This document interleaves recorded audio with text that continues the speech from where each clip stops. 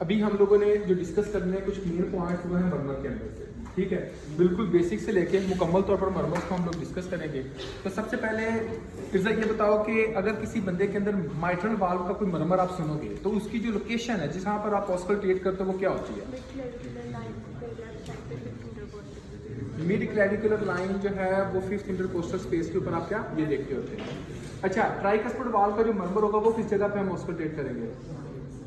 Manur, tricuspid valve का मरमर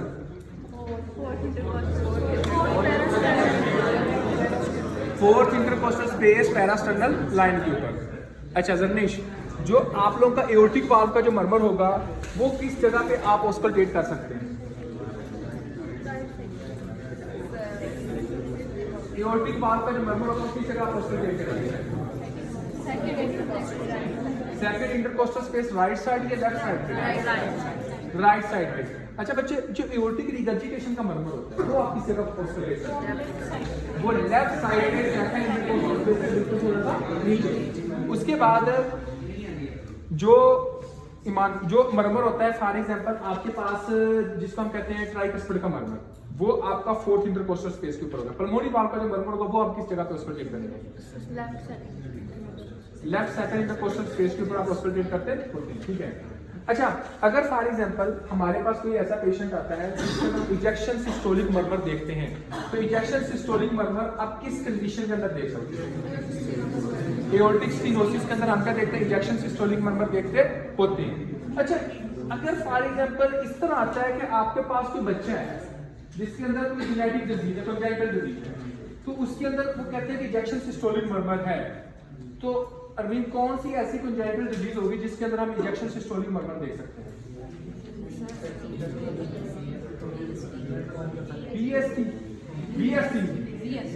BST के अंदर हम इजेक्शन सिस्टोलिक मरमर देखेंगे या कोई और मरमर देखेंगे? तो मैं इजेक्शन सिस्टोलिक मरमर की बात कर रहा हूँ। तो इजेक्शन सिस्टोलिक मरमर आप कौन सी कंजाइटल हार्ट डिजीज के अंदर देख सकते हैं? आप ये कौन सी आपकी इजेक्शन सिस्टोलिक कौन सा बच्चे? शाबाश। एक तो टेक्नोलॉजी ऑफ फ्लॉट के अंदर हम देखते हैं, दूसरे उधर तक आवाज नहीं आ रही होगी। एक तो टेक्नोलॉजी ऑफ फ्लॉट हो गई, दूसरी कौन सी डिजीज होगी जिसके अंदर बच्चे हम देखते हैं? शाबाश। एएसडी के अंदर भी क्या होता है? आपका इजेक्शन सिस्टोलिक मरमर हम देखते होते हैं, ठीक हो गया। अच्छा जी गणेश, अब देखो बच्चे कि अगर फॉर एग्जांपल आपके पास कोई ऐसा पेशेंट है उसके अंदर हम देख रहे हैं मिड डायस्टोलिक मरमर, तो मिड डायस्टोलिक मरमर ऐसी कौन सी कंजाइटल हार्ट डिजीज है जिसमें देखने के चांसेस होते हैं थोड़े से? कौन सी? एएसटी। उसके अलावा आप ये बताएं कि कंटिन्यूस मशीनरी मरमर आप कौन सी कंजाइटल हार्ट डिजीज के अंदर देखते हैं? Patent ductus आर्टरियोसिस। पेटेंट डक्टस आर्टरियोसिस जो होती है रिमशा, उसका जो एसोसिएशन होती है ऐसी कौन सी वायरल इन्फेक्शन के साथ होती है? रूबेला के साथ होती है। उसके बाद आपने ये कहना कोई ऐसी डिजीजेस का नाम मुझे बता दें जिसके अंदर हम चाहते हैं कि पेटेंट डक्टस आर्टरियोसिस रह जाए।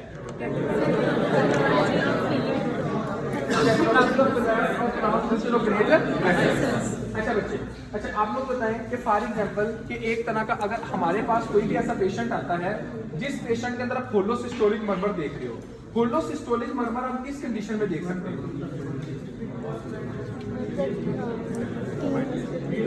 होलोसिस्टोलिक मरमर ऐसी कौन सी कंडीशंस होती हैं जिनमें हम देख सकते हैं? बीएसटी में एक और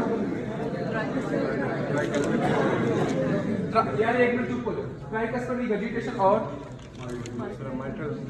माइट्रल रिगर्जिटेशन। ओके, अगर फॉर एग्जांपल हमारे पास जैसे एसन, अगर आपके पास 3 मरमर मतलब कि होलोसिस्टोलिक मरमर के 3 वजूहात पे हो रहे हैं, आप इसको किस तरह डिफरेंशिएट करोगे कि किस के अंदर अगर फॉर एग्जांपल अगर आपका पास माइट्रल रिगर्जिटेशन का मरमर है, आपको ऐसे कहोगे कि यार ये माइट्रल रिगर्जिटेशन का मरमर जिसके अंदर होलोसिस्टोलिक मरमर होता है, माइट्रल रिगर्जिटेशन का मरमर होगा ना तो ये जाएगा V5 से जाएगा हमारा इधर एक्सिला, ये रेडिएटिंग करेगा आपका एक्सिला की तरफ।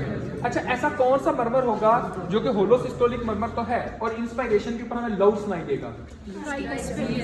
Tricuspid regurgitation. और ऐसा कौन सा बच्चों मरमर होगा जिसका इंस्पायरेशन एक्सपायरेशन के ऊपर कोई फर्क नहीं पड़ेगा? कौन सा वेट करेगा? बीएसटी। ओके, क्या एओर्टिक स्टेनोसिस के अंदर ये वाला होता है? एक मिनट बच्चे चुप। एक मरमर होता है जिसको हम कहते होते हैं मिड सिस्टोलिक क्लिक। मिड सिस्टोलिकली का जो मरमर वो आप किस जगह पे सुनते हैं? माइट्रल वाल्व, शाबाश। माइट्रल वाल्व प्रोलैप्स के अंदर आपने बताना है कि ये कौन सी डिजीज होती है? वेरी गुड, कनेक्टिव डिजीज की वजह से होते हैं। इसके अंदर हम कहते हैं मैक्सिमम डीजनरेशन देखते होते हैं।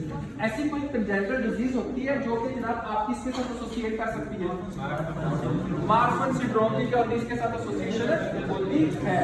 उसके बाद आपने ये बताना है कि हाँ जी, जब आप देखते होते हो अगर कोई आपके पास पेशेंट आता है और उसके अंदर मिड डायस्टोलिक मरमर है, तो मिड डायस्टोलिक मरमर आप किस कंडीशन में देखते हो?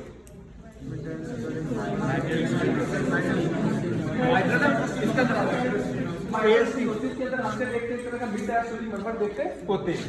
इसके अलावा मुझे ये बताएं कि अगर किसी बंदे को माइट्रल स्टेनोसिस है तो इसके अंदर क्या चांस हो सकता है कि स्ट्रोक वगैरह का चांस हो सकता है? यस सर थ्रोम्बोएम्बोलाइज स्ट्रोक होता है।